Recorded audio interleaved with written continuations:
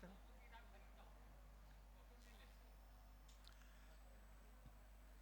خواتین و حضرات، آپ سب کا خیر مقدم ہے اس سیشن میں.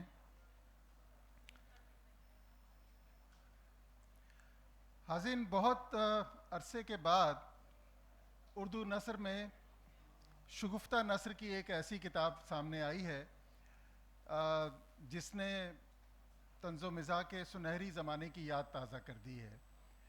اور یہ کتاب رندانہ، جس کی رسم اجرا میں ہم آج یہاں جمع ہیں، ہم جانتے ہیں کہ یہ شہزاد شرجیل صاحب کے قلم کا شاہکار ہے. شہزاد صاحب کو ہم ایک جید صحافی اور ایک عمدہ شاعر کے حوالے سے تو جانتے ہی ہیں، البتہ ان کی نثر نگاری اور خاص طور پہ شگفتہ نثر نگاری کم از کم میرے لیے ایک خبر ہے. اور یہ خبر اس کتاب کو پڑھ لینے کے بعد ایک اہم ادبی واقعہ معلوم ہوتی ہے. تو ہم کتاب پر تو بات کریں گے، ہماری کوشش ہوگی کہ اس کے بعض دلچسپ حصے شہزاد صاحب ہمارے لیے یہاں پر ہمیں پڑھ کے بھی سنائیں اور ہم بات کو آگے بڑھائیں.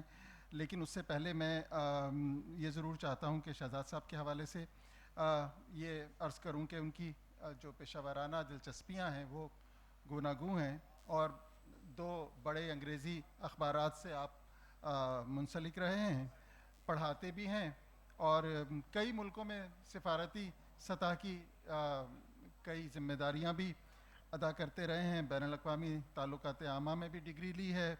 اس کے علاوہ امریکہ کے ایک لاء اسکول سے بھی آپ نے تعلیم حاصل کی ہے.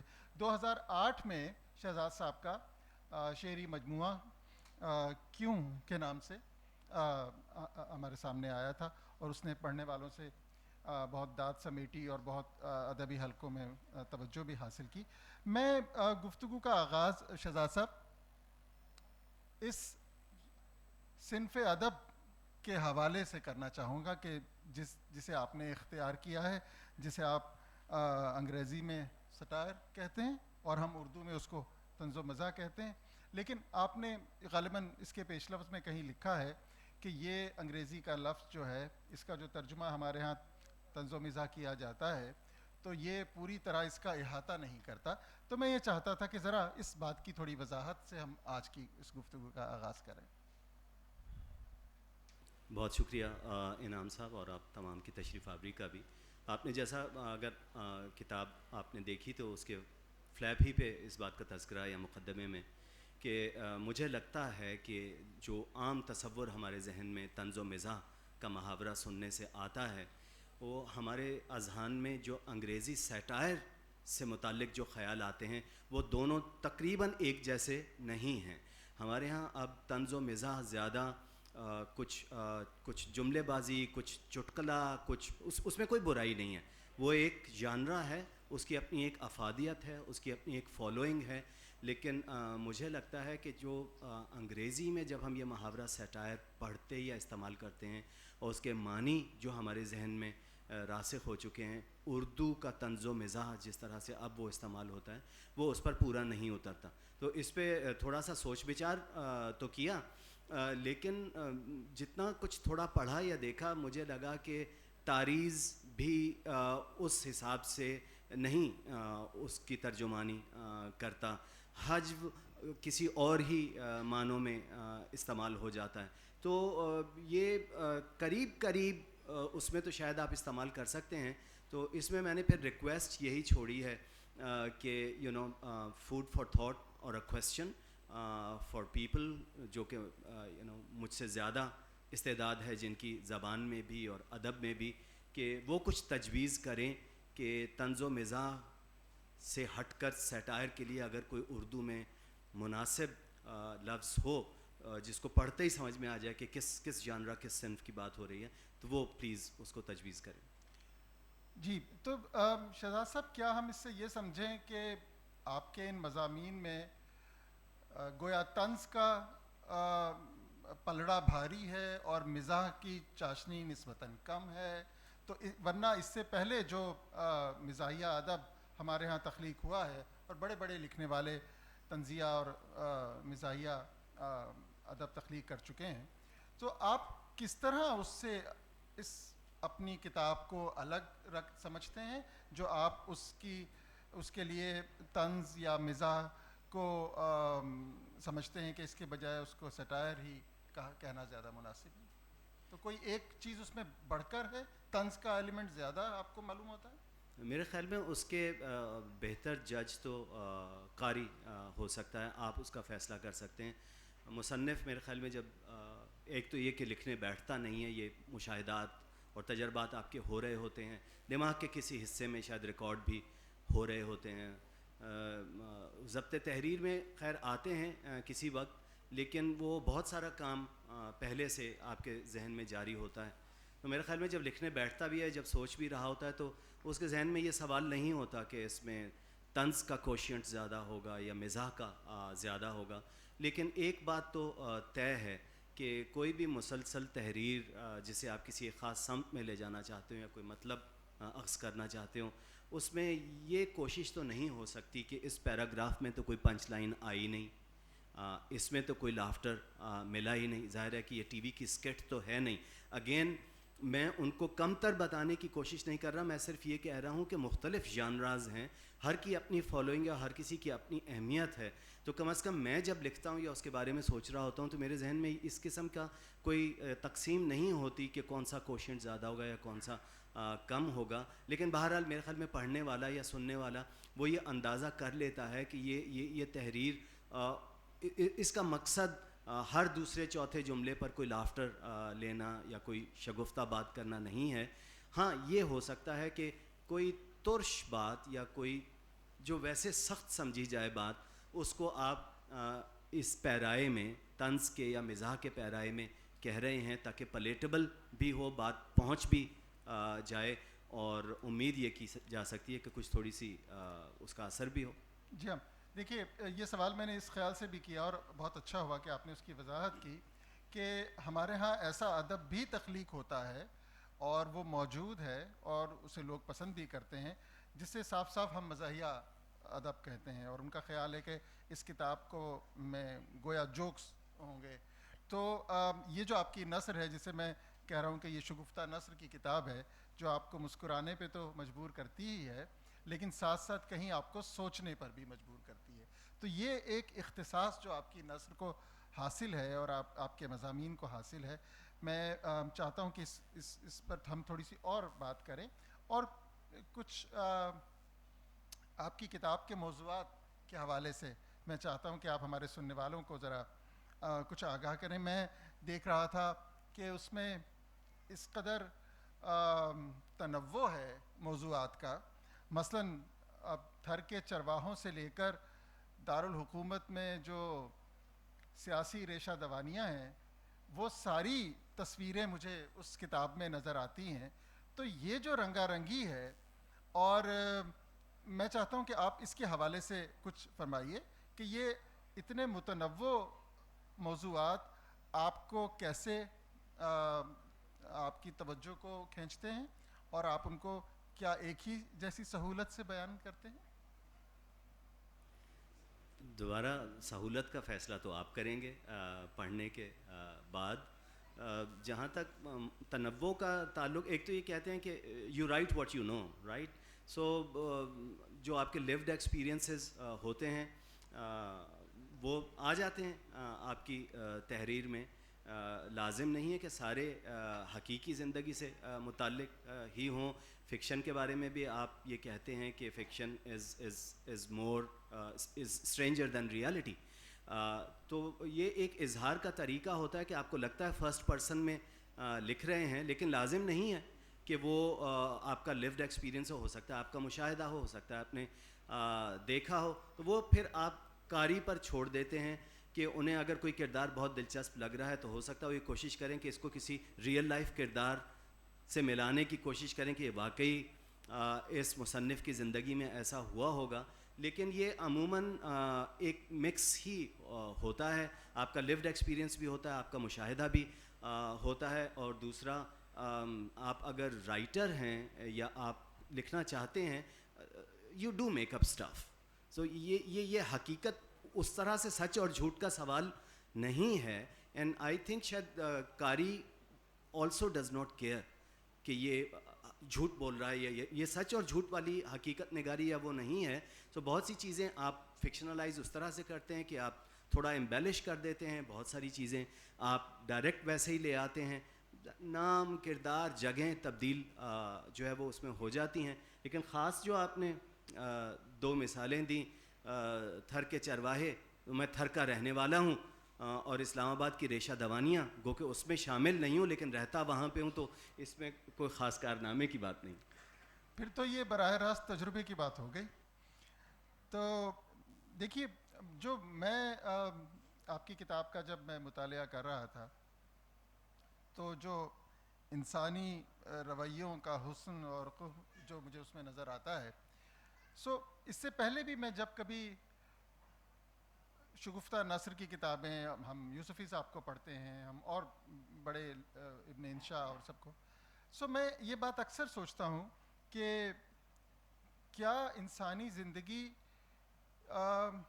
میں ایسی مضحکہ خیزیاں، یا انسانی زندگی اتنی مضحکہ خیز ہے کہ اس پر ایک متبسم قسم کا تبصرہ کیا جا سکے اور اس کو اس طرح ہنستے ہوئے دیکھا جا سکے، کیونکہ ہمیں زندگی کی بڑی تلخ تصویریں دیکھنے کو زیادہ ملتی ہیں.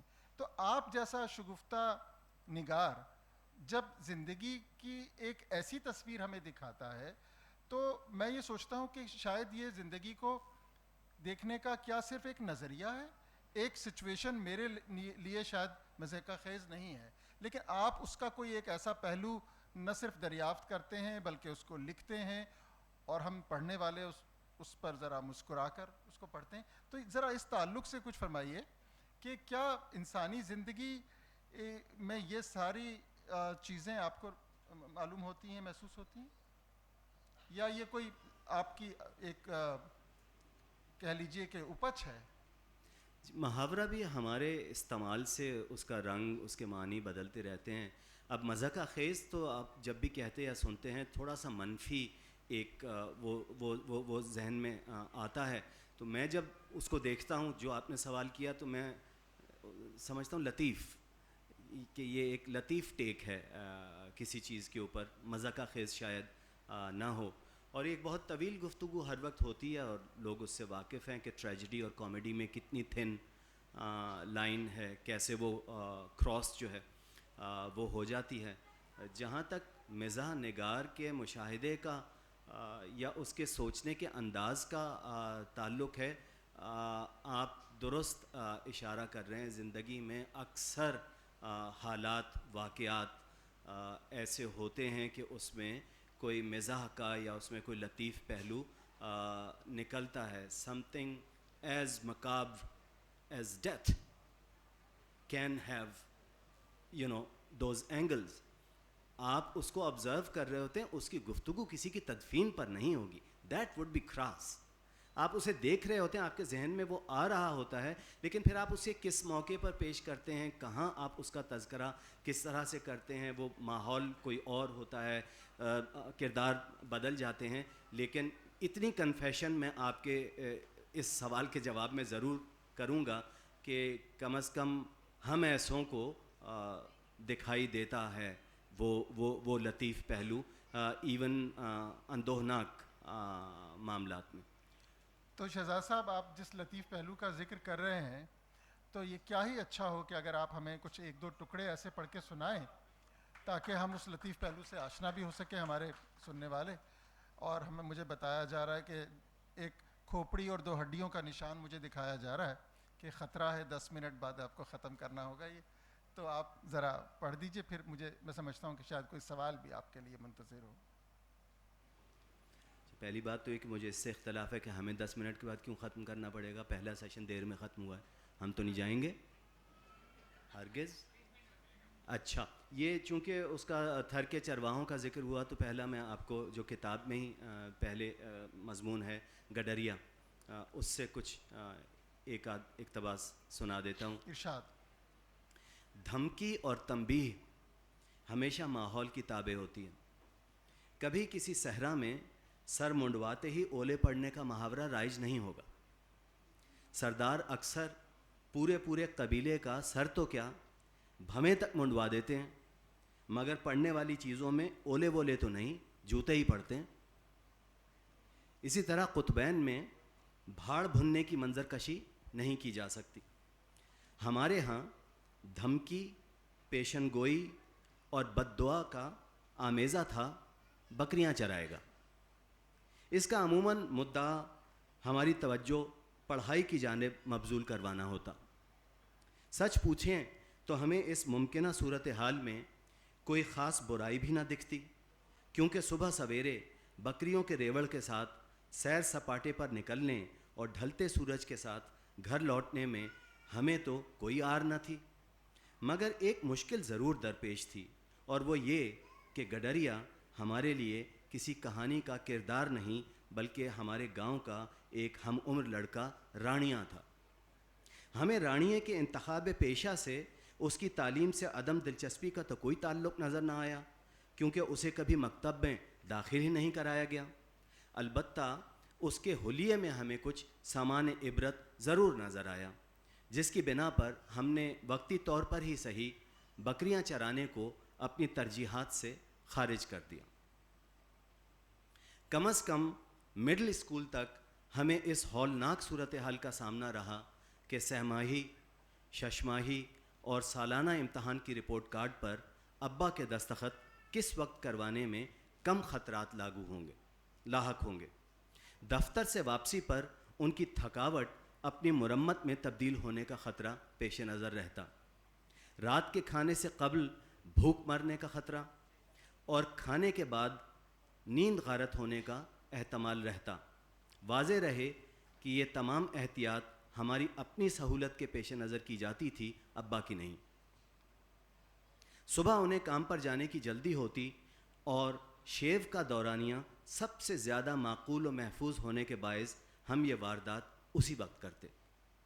اس میں بھی ٹائمنگ بہت اہم ہوتی.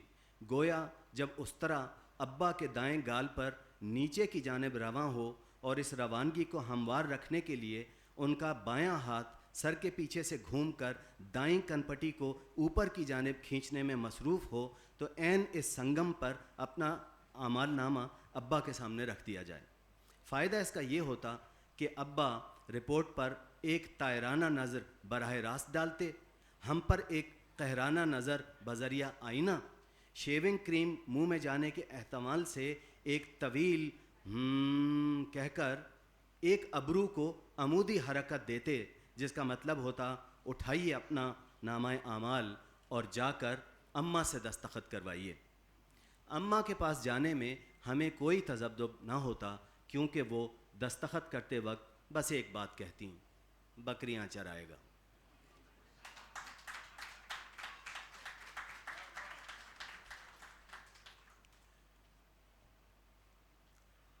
تو شہزاد صاحب، اس سے پہلے کہ میں آپ سے یہ فرمائش ایک بار اور کروں کہ آپ ایک ٹکڑا ہمیں اور پڑھ کر سنائیں، میں کتاب کی آپ کی جو نثر ہے، اس کی جو زبان ہے، میں اس کے حوالے سے آپ سے کچھ سوال کرنا چاہتا تھا. بڑے عمدہ آپ نثر لکھی ہے آپ نے، اور بڑی رواں دواں، اور یہ کتاب پڑھتے ہوئے مجھے یہ بات خاص طور پہ نہایت دلچسپ معلوم ہوئی کہ آپ نے نہایت روانی کے ساتھ اور نہایت بے تکلفی کے ساتھ اس میں مقامی زبانوں کے، خاص طور پر سندھی کے اور پنجابی کے جو الفاظ جس طرح سے اس میں آپ پرو گئے ہیں، تو یہ ایک مجھے، اگر یہ کوئی تجربہ ہے تو یہ مجھے نہایت کامیاب نظر آتا ہے. اور آپ اس طریقے یا اس اسلوب کے حوالے سے اگر آپ کوئی بات کہنا چاہیں. جی، مجھے لگتا یہ ہے کہ ہم سارے جو اردو بولتے ہیں اور اردو لکھتے ہیں، اردو کو برتتے ہیں، ہم یکساں طور پر اس بات کے مجرم ہیں کہ ہم اردو کو آگے بڑھنے ہی نہیں دے رہے. ہم اردو میں کوئی اضافہ کر ہی نہیں رہے. ہم اتنے پیورنٹینیکل بن جاتے ہیں کہ یہ لفظ نہیں اردو کا، وہ لفظ نہیں اردو کا، اسی طرح وجود میں آئی ہے مل جل کر. تو ہماری جو مقامی زبانیں ہیں، اگر وہ آپ بولتے ہیں اور وہ صورتحال میں بالکل ٹھیک پروئی جا رہی ہے یا اس سے اس کے اثر میں اضافہ ہوتا ہے، تو میرا تو خیال ہے کہ استعمال کر لینی چاہیے. آپ پڑھ کے بتائیں گے کہ آپ کو کیسا لگا. ہم تو اپنی عام روزمرہ بول چال میں یہ سہولت یا یہ رعایت لے لیتے ہیں. اور جہاں تک ویسے آپ نے زبان کا یا نثر کا وہ کہا تو واقعہ یہ ہے کہ میری شاعری کی کتاب 2008 میں آئی تھی. اس کی تقریب اجرا جب ہوئی تو اس میں کہتے ہیں کہ بھائی مصنف بھی تھوڑی سی بات کریں. ہم نے جب بات کر لی تو ایک کے بعد ایک نے آنا شروع کیا کہ آپ کو نثر لکھنی چاہیے, آپ کو نثر لکھنی چاہیے. ان کا مطلب یہ تھا کہ شاعری پر رحم کریں, اس کی جان چھوڑ دیں, آپ نثر وثر لکھا کریں. ہم سمجھے ہی نہیں, ہم نے نثر بھی شروع ہو گئے, شاعری بھی نہیں چھوڑی. تو اس کا مختصر جواب تو یہی ہے. بہت خوب. تو کیا ہی اچھا ہو اگر آپ ایک ٹکڑا ہمیں اور پڑھ کر سنا دیں.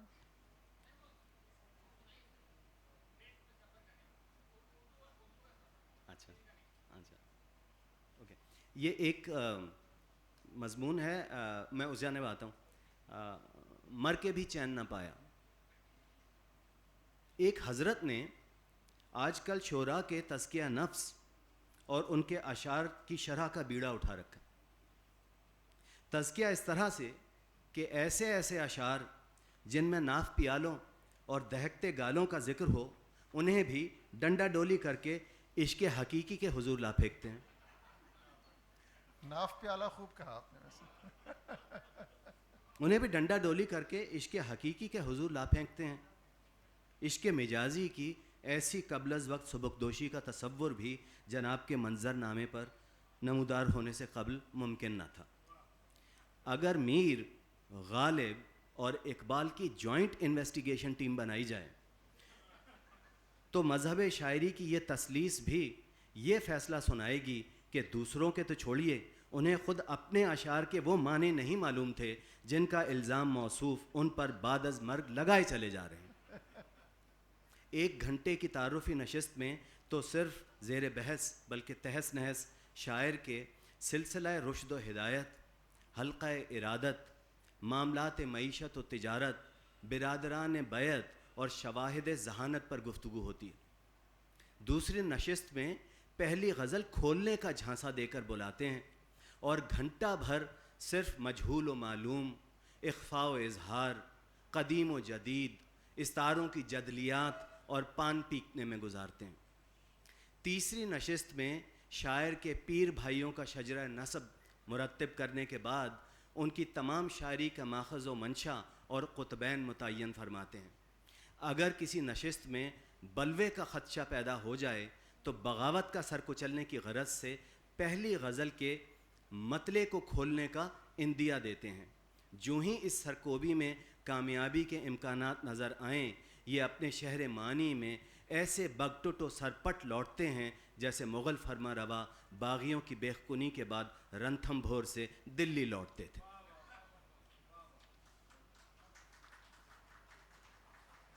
چوتھی نشست میں مطلع کی جانب آتے ہیں.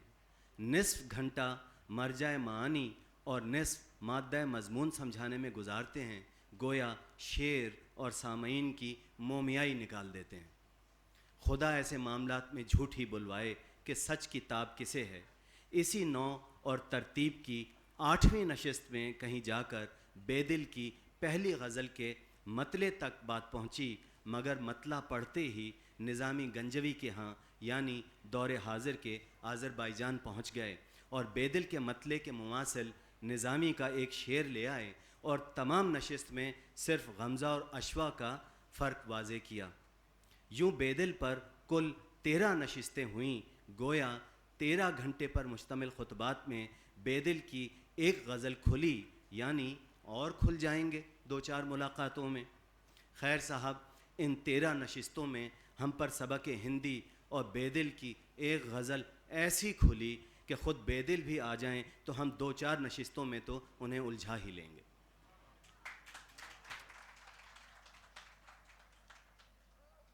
شہزاد صاحب, مجھے وہ خطرے کا نشان بار بار دکھا کے کہا جا رہا ہے کہ سیشن کا وقت ختم ہوا, اور ورنہ خیال تھا کہ کم از کم ایک چیز آپ سے ہم اور بھی سنتے. اور لیکن میں یہ ضرور چاہوں گا کہ اگر ہم سوال لے سکیں حاضرین سے.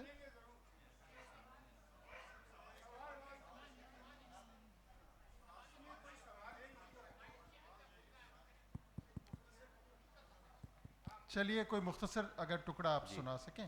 جی معاشرہ اور معیشت جیسے ہوں گے ویسے ہی علوم ترویج پائیں گے.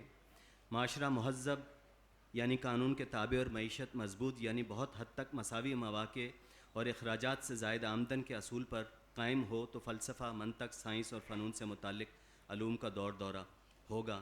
معاشرہ جنگل یعنی طاقت کے اصولوں پر اور معیشت کمائی سے زیادہ خرچ پر، اور وہ بھی توسیع یا دفاعی عسکری مد میں، تو علوم بابوں، پیرنیوں، جادو ٹونے اور کرامات اور اوہام کے گرد گھومیں گے. پوا مقدار کا ایک پیمانہ ہے، یعنی ربع، ایک چوتھائی یا انگریزی میں کوارٹر، جو عموماً سیال مادے کے لیے استعمال ہوتا ہے. قتیل کے اس شعر سے آپ سمجھ جائیں گے کہ کس مایہ کا ذکر مقصود ہے. بچ نکلتے ہیں اگر آتش سیال سے ہم، شعلہ عارض گلفام سے جل جاتے ہیں.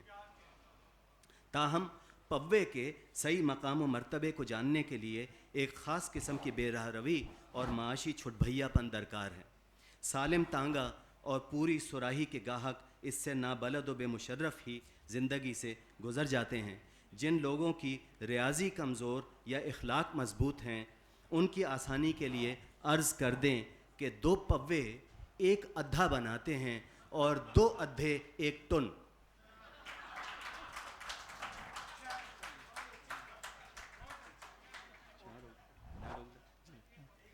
تو خواتین و حضرات، آپ کی آمد کا بہت بہت شکریہ. بدقسمتی سے ہم سوال نہیں لے سکیں گے کیونکہ وقت ختم ہوا ہے. بڑی نوازش.